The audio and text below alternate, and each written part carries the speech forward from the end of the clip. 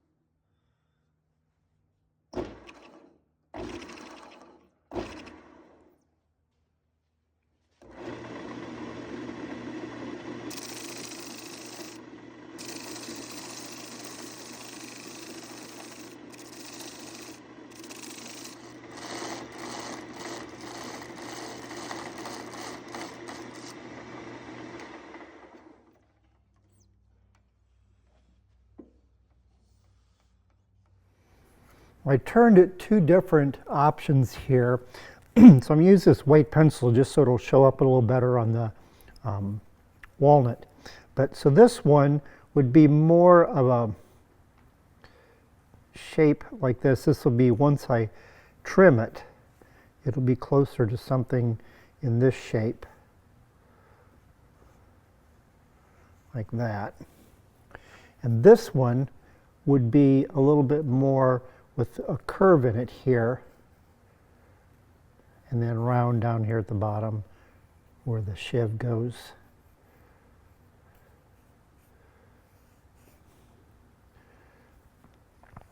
So you can see I've got two different options here that I can play around with and see which one I like the best.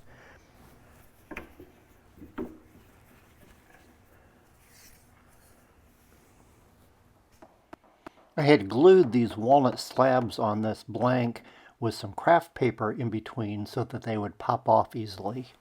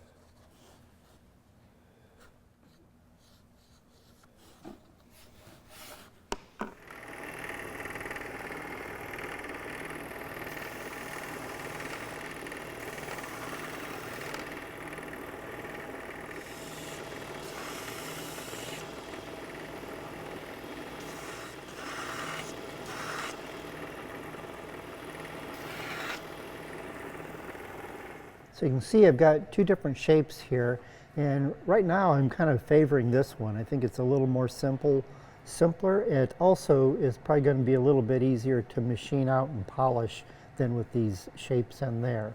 So you can see how this sheave then will sit right on there like so. One of the nice things about these, the paper that was on the back of these, is that the two of them, when they are put together, they stuck really well. So in fact, these are just setting together, and you can see they're holding together really nicely. So at any rate, the next thing I'm going to do is where I found these center lines here, I'm going to take a countersink. I'm going to make a little dimple on there on both sides. That way, when I put it in the mold, I'll get a little dimple actually in the bronze piece, and that'll be a really good place to know where to start drilling, as opposed, especially on this convex surface, that a drill bit going on there will want to skate off and on. So by putting a little dimple in there ahead of time in a piece of wood, it's going to be much easier.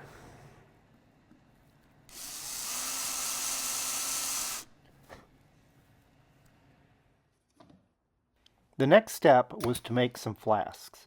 I made some out of some scrap angle iron, and I realized it was much faster and easier to make them out of wood. I drilled some registration holes so that the two parts, the cope and the drag, would stay in alignment. I then glued a couple of pins in the cope for easy alignment.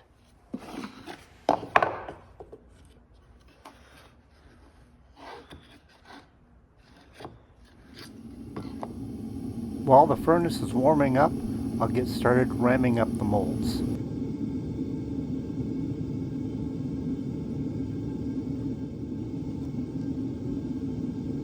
If you'd like to know more about this bronze casting process, I invite you to click the link above to learn more.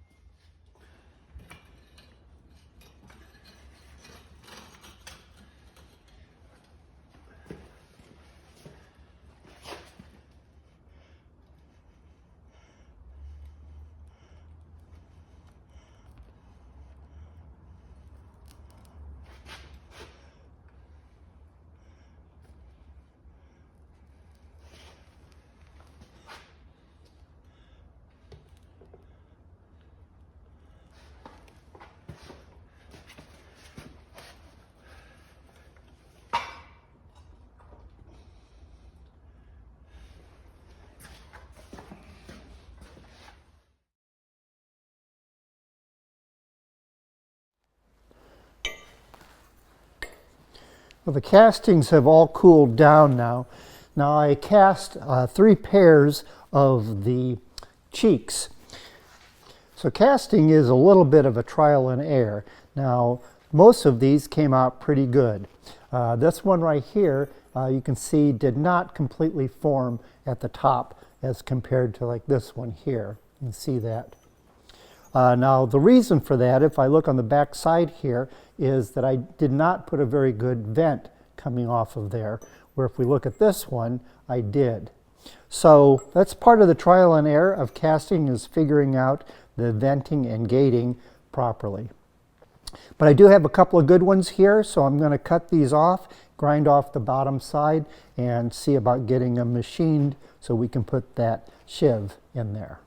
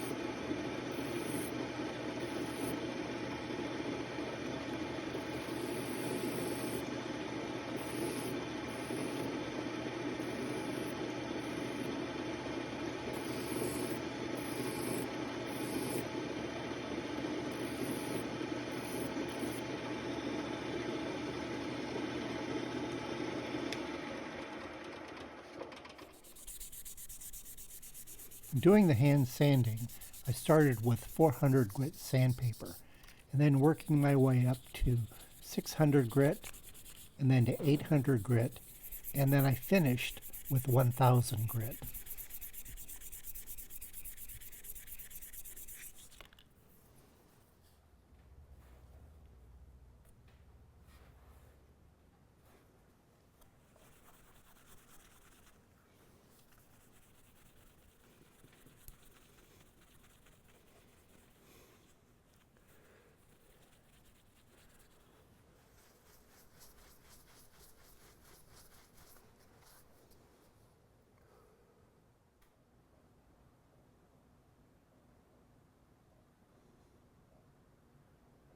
Now, my prototype came out very nice, and I'm very happy with the way it looks. Now, I'm calling it a prototype because there's a few things that I need to change when I start producing the other ones. Let me show you what that is. So the first mistake I made was if you can see here, the distance between the top of the sheave and this pin. And when I take my 5/16 line and put it through here, you can see there's hardly any space left over here at the top. In fact, there's barely 1/8 of an inch in there, so there's no way a shackle will be able to fit through there in order to fasten it to the boat. So that's one mistake. Now, part of what I think happened here was I was a little too conservative in where I placed this pin. You can see I've got nearly 1/4 of an inch space left, so I could have brought that pin out a little bit more, which is one of the things that I'll do in the future. The other thing is the sheave in here. Now, if I measure the prototype here, or not the prototype, but the sample here, and I measure it, it is just about, you can see, 1 1/8 inch. Now, if I measure the one that I put in there, you can see that it is 1 1/4 inch. So it's actually much bigger than the original one. Now, I also have this one that I purchased at the same salvage yard, and if I measure it, it comes to 7/8 of an inch. So I think really the solution would be twofold. One, to move this pin up a little bit, and then to make a sheave that is only 1 inch in diameter. Now, these only come in this size, so I can't use these in order to do that. So what I'm going to do is I'm going to make some sheaves out of the lignivite that I had mentioned earlier. Now, the other thing that I'm going to do on the pattern is I'm going to put a little dimple up here, like I did for the axle down here, so that that was a little bit more difficult to drill than what I thought it would be. So those are a couple of changes I'm going to make. I'm perfectly happy with the size and the shape of it, so that part I'm happy with. The other thing is that having done a prototype, I now can streamline some of the production process.